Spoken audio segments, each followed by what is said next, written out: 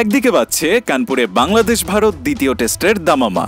দুই দলের ক্রিকেটাররা ব্যস্ত তাদের প্রিপারেশনে। তার মাঝেই উৎকণ্ঠা তৈরি করেছিল অখিল ভারত হিন্দু মহাসভা নামে একটি ধর্মীয় সংগঠনের ম্যাচ না হতে দেওয়ার হুমকি।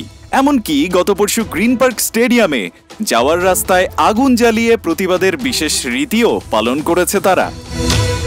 সব মিলিয়ে দুশ্চিন্তার চোরাস্রোত তো কিছুটা ছিলই।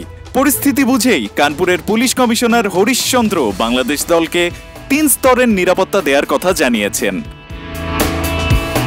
কিন্তু হিন্দু মহাসভা কেন ভারত বাংলাদেশের এই টেস্ট ও টি-20 সিরিজ হতে দিতে চায় না? শুনুন তবে।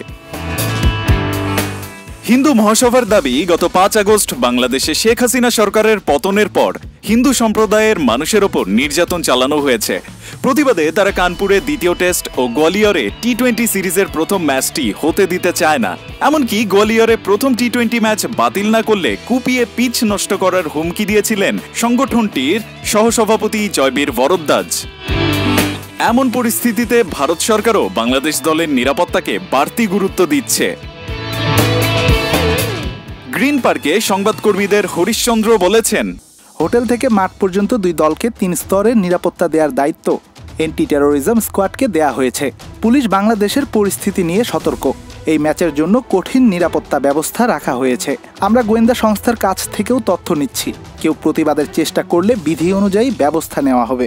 তারই অংশ হিসেবে গ্রিন পার্ক স্টেডিয়ামে যাওয়ার রাস্তায় আগুন জ্বালানোয় হিন্দু মহাসভার 20 সদস্যের বিরুদ্ধে এফআইআর করেছে কানপুর পুলিশ।